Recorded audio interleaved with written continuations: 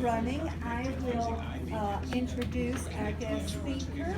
But first of all, a reminder that after the talk, please fill out your sheets that you have there, your evaluation sheets. In the meantime, our hostess is going to make more copies for those who didn't receive one. Okay? So today we're going to listen to Walter Garvin, who's Vice President of Lean Six Sigma at Jabil. Jabil. And I had asked him, Jabil Circuit Inc. And he's the Vice President for Lean Six Sigma and Industrial Engineering there. And he has grown to over 20,000 lean practitioners there and over 300,000 projects. He has a 36-year career that has spanned just about everything, die casting in the automotive, medical, and high-tech industries, plastics, stamping, electronics. He knows it all. So he's earned a bachelor's degree from Clemson University. Any Clemsons yet? Go Tigers! Woo-hoo, there's one. You have a fan. And we have any Gators in the crowd? And University of Florida for an MBA. Any Gators? Okay. He's also a Lean Master Certified Quality Engineer and Black Belt. All right, so he's serious. Okay. So I'm going to turn this over to Walt to give you a very exciting presentation. Thank you for coming. Thank you. Thank you so much. It's great to be here in San Antonio. I've never been here before, and if you've never been here like me, and I would recommend that you go see the Alamo. It was fantastic. I went there yesterday.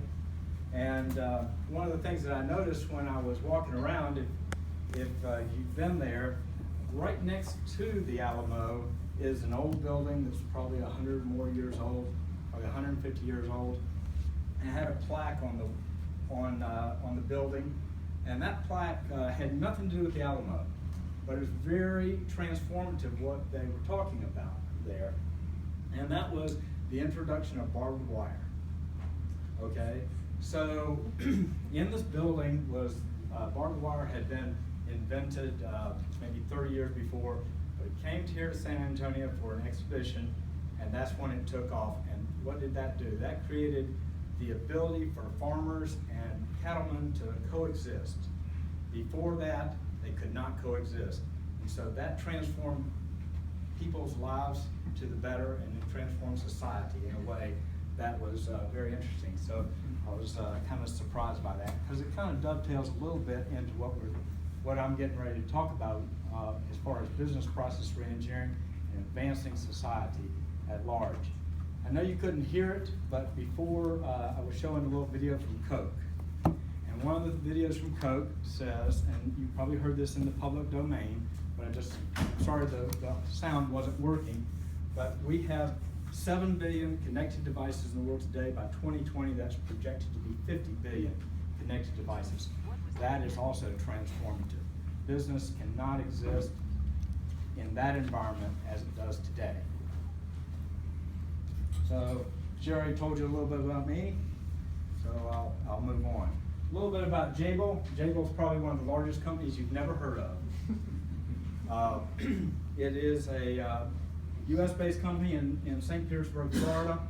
Has, well, you can see 180,000 employees. It's, like did I say 20 billion in revenues, 24 countries, nearly 100, well, there's over 100 sites, etc. I would bet you that everybody in this room probably has something that Jabil made on them today, if not at home. These, for example, printers. You came here on an airplane probably, or in a car that had Jabil made products in it. We're just not very well branded. We make products for some of the finest companies in the world. So let's talk about a little bit, before we get into the actual subject matter, a little history here that I think is really important that we frame up why business process reengineering is important. But if we look at this, these are just some milestones in the course of human history, if you will. And each one of these transitional periods was very disruptive to society at large, but it ended up advancing society. Because what's our goal in life? Our goal should be, as I think, should be to advance society, not to make money for the man or the corporation, but to add value to society at large and continue our progression as a people. So as we go from hunters to farmers, farmers to the Gilded Age, from Gilded Age to interchangeable parts, huge transitional periods here. If you go back and study your history a little bit, and I'll dwell on some of this, the Middle Ages and people 500 years or so ago had real trouble going from Gilded Age to interchangeable parts. From interchangeable parts, that led to us being able to have mass production.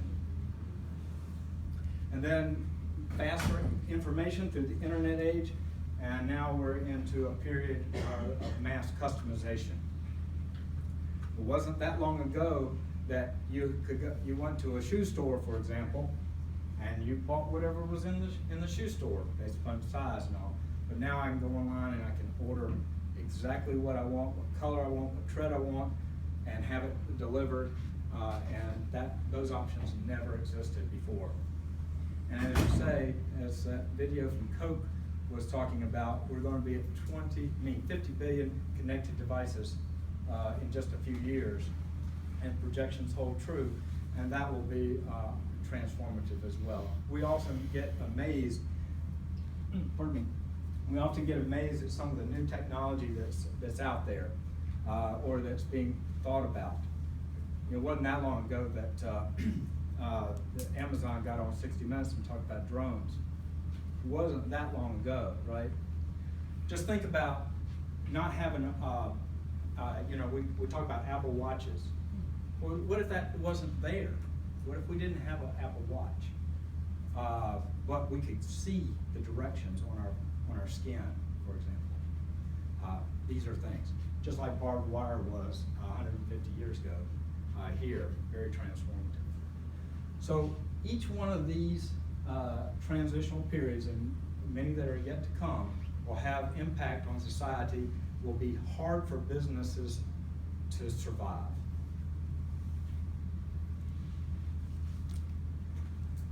Oops, went too far. So just to color this a little bit more, just taking one of those little nodes from mass production to the internet age. In 1955, the Fortune magazine came out with their first 500 list. Now, I don't know whether this is exactly true today, but a few years ago, it was 89% of those companies on that original list are out of business. Now, that's not that they got knocked off the list because there wasn't an Amazon or Microsoft or something like that. They went out of business. They got bought up, maybe the brand name still exists. When I grew up, as far as television is concerned, you had an RCA or Zenith. Where are they today, right? My father worked for a company that was #1 in its industry his entire career. It folded up 20 years ago. #1, and it was on that list. So this is the trend. If you cannot keep up with the advances in society or the advances in businesses, then this is what's going to happen. To further illustrate this dire picture here, if you take this list and you say, okay, 1970 to just 1983, a full third of those companies went out of business in just 13 years, okay? John Chambers, who most of you probably know, retired last year as CEO of Cisco.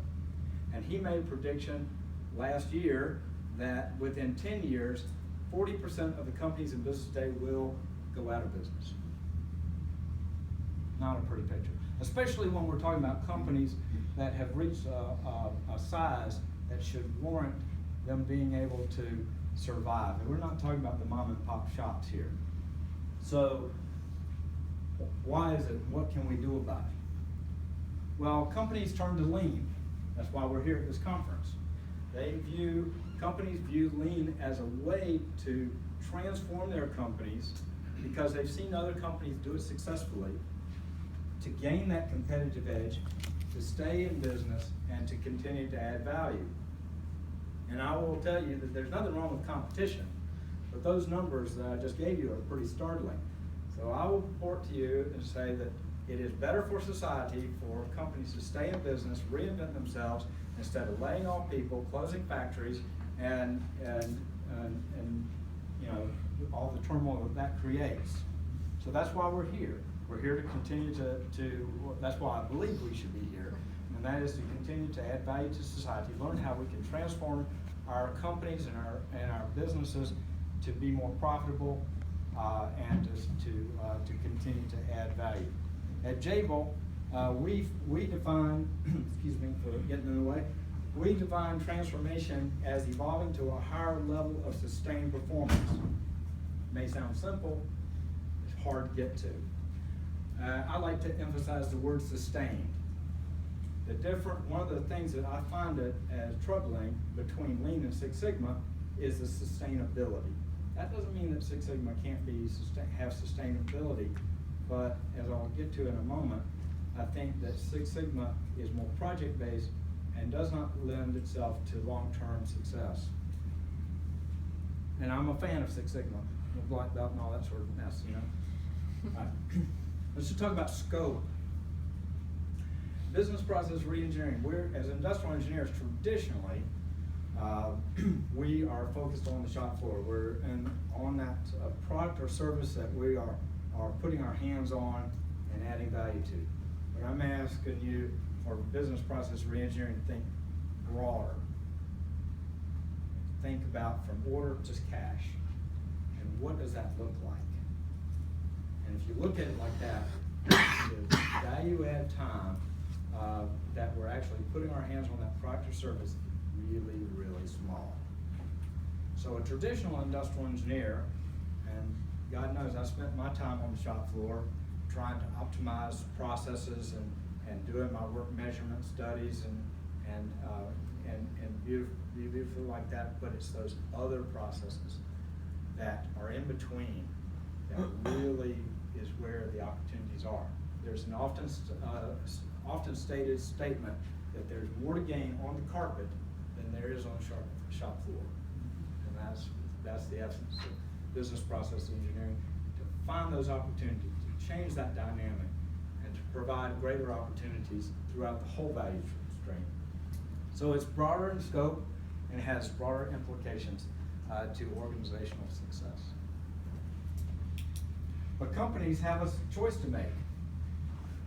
As I found out, now, and I have to admit, I was very shocked by this. I mean, maybe I'm an introvert at heart and I stick within my stuff and I don't look up to see what other people are doing too often. But when I started this Lean program for Jabil in 2009, and being having a Six Sigma and Lean background, I just never saw the conflict. But everywhere I turn, I see the conflict between these two, and they should not be, in my opinion, but there is. Companies make, whether they know it or not, I believe every company makes a decision, again, whether they know it or not. Are they going to be a Lean company, or are they going to be a Six Sigma company? Now, I don't want to pass judgment on any company that makes whatever decision they want to make, because they have their business needs and everything like that, and there's value in both. But my proposal to you is, and what we've done at Jabil, is that the Lean approach, the emphasis on Lean, has longer term sustainability, and that's the essence of transformation, to raise it to a higher level of sustainable performance than Six Sigma, and that's kind of the essence of this talk. So quickly, because I've learned it here at this group, we've got people from college all the way up to CEOs. Let's just make sure that we talk some basics about the differences, difference in focus really between the two. Waste. Lean is about reducing waste, eliminating processes, removing non-value added activities, whereas Six Sigma is about reducing variability within that process. Lean is organization-wide. At Jabil, we have opportunities, we have created opportunities for everybody from our chief executive officer to the guy who sweeps the floor in Russia at night to participate, depending upon their station in life. So everybody is engaged. Everybody, I'm not trying to make master black belts out of a direct labor operator, but I am asking them to understand the 8 ways. I am asking them to understand PDCA and feel empowered to give us their ideas. It's kind of like death by 1,000 cuts. If everybody's looking at it, then each one of those opportunities can create value, and everybody gets a sense of being a part of something great. Whereas Six Sigma is really dedicated improvement teams, for the most part, doing very big projects. These are typically shorter, and lean projects are generally shorter. Some are just a few hours even, depending upon whether what it is, or maybe it's a week. But they're generally shorter than Six Sigma projects, which tend to be several months and a good sized team. And then, of course, because they're short and because everybody can participate, and the majority of the improvement projects come from here, and Six Sigma is rather limited focus. Does that make sense? Okay. One thing though that's very critical is that these get the wow, from management. They go, wow, you saved this amount of money. Whereas these, can be, you probably might not even want, majority of them, you might not even want to calculate the benefits because they're so tiny and small, but they're there. But you don't want to waste your time trying to calculate that. So top management gets enamored over here. It's a balance, sometimes it's balancing, depending on how well you have trained your CEO and his staff. The other thing here too, with the long project cycles, I'm getting a little off script, but I think it's very important. In my life, I've only determined there are 5 solutions to continuous improvement in application. And I would love for someone to challenge me and give me more. Oh, I'm out of time, so let me go quick. Solution 1, change the standard. Solution 2, change the spec. Solution 3 would be a Six Sigma project. Solution 4 is center the process. And solution 5, which everybody likes, or I say they like, they simply do it a lot, and that's inspect. And if you're trying to do everything with a Six Sigma project to solve problems, then you're losing the ability to look at the other opportunities to solve problems without forming a team and taking several months to solve it. There's just not enough people and man hours to do that competitively. Just to illustrate what I've just been talking about with the difference between Lean and Six Sigma, Lean is a lot of little projects, Six Sigma is a lot of big projects, and at Jabil, I would say that percentage is more like 92% Lean and 8% Six Sigma projects. For the sake of time, I'll go on. So Jabil, our Lean mission statement is to become a company where everyone is a problem solver focusing on delivering value to the customers. This is really important because the employee is at the center of the Lean program. The employee is the first line of defense to make sure that customer is satisfied, and that also leads to sustainability. If everybody feels that they're a part of it, and it's not being done to them, it's being done with them, then it becomes a sustainable improvement. So business process reengineering utilizes a value stream map to look at the opportunities, just like you might do on the shop floor. It's fascinating for those of you who've done a lot of these things. For those of you who have worked on value stream mapping in the office areas, where you cannot see the next process, it's not like I can watch little circuit boards going down the line or things being made. But you get people in a room and you start mapping out, and invariably somebody says, "You do that?" You know, why are you doing that? You know, all right, opportunity, right?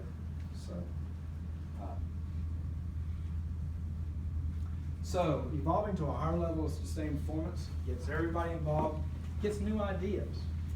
I don't want home runs and whatnot, but that's fantastic. If you do it right, then it will be difficult to resort to old habits because you've gained involvement with everybody. So again, value stream mapping is looking at the big picture, understanding what your customer values, and determine what improvements to make the impact on. And as you map that out, as you understand the opportunities, then you'll focus in on that. There's a Harvard Business School study when I first I started with business process reengineering in 1998. So it gives you a little focus. But in grad school, they gave us a case study to read. I still remember to this day. It was about Ford, and Ford wanted to study their accounts payable process. And they had, at the time, I don't know about today, but at the time they had controlling interest in Mitsubishi. Now these companies are not the same size. Ford's a lot bigger than Mitsubishi, at least at that time, and I think it still is. But they had 500 people in accounts payable in Dearborn, and Mitsubishi had 5. Well, they're not that big of a difference, okay? So they went out and they studied this process, they did their evaluations, and they came back and says, well, an accounts payable person is nothing more than a private investigator at Ford, okay? So purchasing orders 100, receiving receives in 95, what do I pay? So now they got emails, they got to make phone calls, they got to do all this sort of stuff. So they put in the policies and procedures that would eliminate that need, and they were able to substantially increase the flow through the accounts payable process. That was kind of I always like that example. So Lean is the title of this talk was Lean is Champion in Business Process Reengineering. The results are more sustainable, and we've seen that at Jabil because there's more people involved, there's more opportunities, and not everybody can do Six Sigma. We do value Six Sigma, but it's got to be well placed as to when to apply it, and then the smaller results per project will achieve more in the long run. So if you want to have something new, you got to stop doing something old. And I think I'm under time, right? You are, so. Okay. Thank you, Walt. We do have time for questions. Yes, gentlemen. Is there a need to say Lean or Six Sigma? Why not just Lean Six Sigma? We have, it's a good question. I was astonished by the conflict that people have. There's people who have Six Sigma, or I would call them, somebody described it, they're Six Sigma snobs, okay? You know, if you don't know as much as I do, you can't be any good, right? Well, that's not right. Okay. Yes, sir. You had made mention of the fact that, the awe factor of the Six Sigma projects and cost savings. Right. So being in kind of a VP role, how have you kind of set with your finance group to kind of think of these small lean things? How have you got them to buy into it? Yeah. That these things actually do add up over time. It's not the finance group. Well, we wanted to show evidence that work was being done, okay? And so the employees have, to write down what they did, or somebody has to write it down, what they did. Are you gonna calculate the savings for each one of these? You are not. So finance is okay with that. If we're not putting a burden on them until it gets over a threshold of value. And then we'd like to have somebody else put their mark in. Let me be very clear though about the financial stuff. Lean really shouldn't be about the finances, okay? But I gotta tell you, I think the first speaker up here today, She didn't say it in these words, but you walk a fine line with top management, keeping them interested. And they put down their iPhones when you put financial numbers up. You know, you can talk culture all you want, but they zero in on the savings part. And so you've got a balancing act between being a lean program and a cost reduction program. And it's not an easy walk. Yes, sir. How did you manage or train your CEO to buy into lean? Well, that was actually easier. It was just keeping them focused, got ADD, if you ask me. They all do. You know, but, what happened is, back in 2009, there was a lean conference in Orlando, and just so people know, St. Petersburg to Orlando is like a little over an hour drive. So, he goes over there with my boss at the time and another VP, EVP, and they on that drive back, they made some big decisions, okay? And then the next morning, come into my office and start this program, which we had nothing. So it was driven from the top, but I had to keep it going. Yes, sir. Now, you started out by saying there's a conflict between Lean and Six Sigma. What is that conflict in your mind? I think the future is Lean Six Sigma in my mind. I do too. I'm just saying that the blended approach is the right way to go, okay? And I think most people would agree to that, but let's just recognize, in my experience with this, is that there is people who only want to look at Six Sigma methodologies in that way, and if you do that, then you will only get certain results. Can you be a Six Sigma company without being lean? Yes. Can you be lean without Six Sigma? Yes. But it's better if you put them in the right perspective. You want to be a Lean Six Sigma company, I guess. Yes. What recommendations would you give an organization who's trying to get to that blended approach? Maybe we're 80% Six Sigma now, but we'd like to be 80% lean at some point in the future. What were some of your tactics? Well, first off, you have to give them a product that they can buy into, okay? So,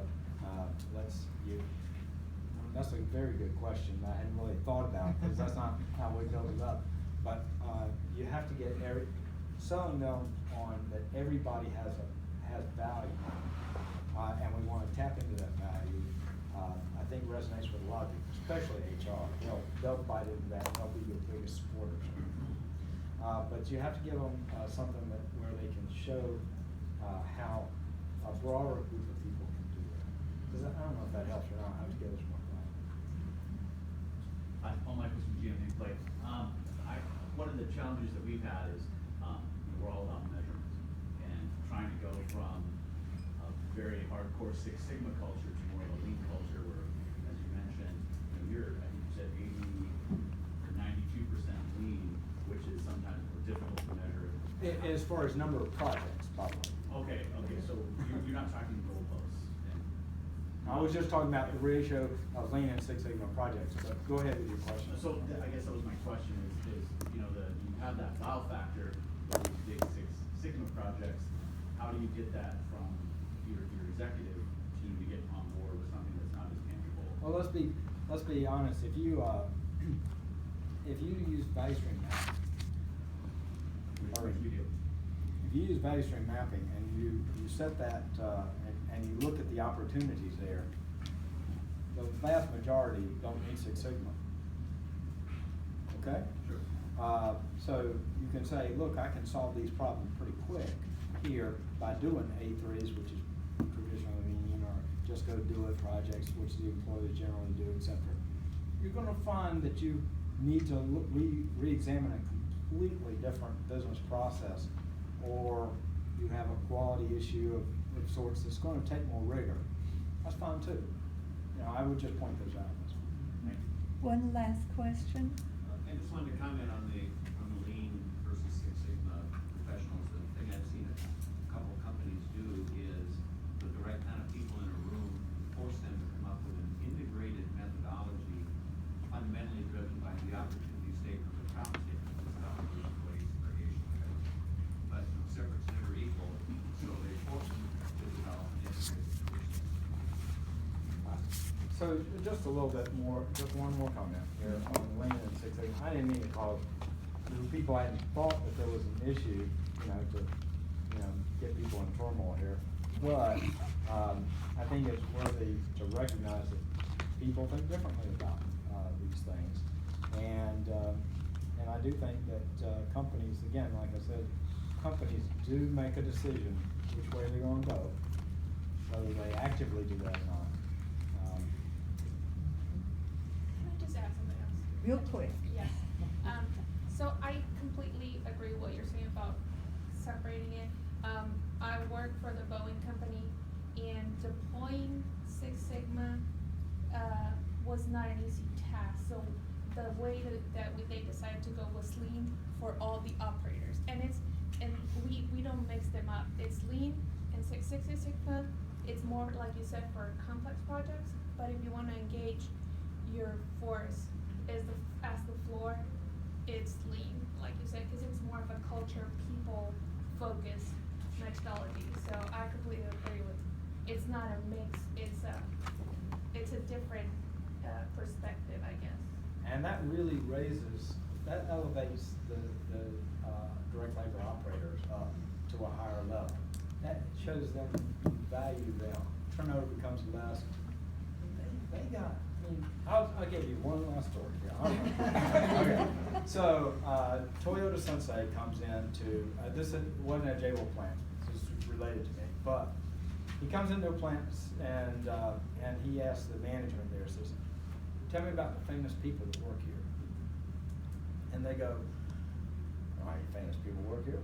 We're a manufacturing company, we make automotive parts. Oh, no, go tell me about the famous people that work here. So,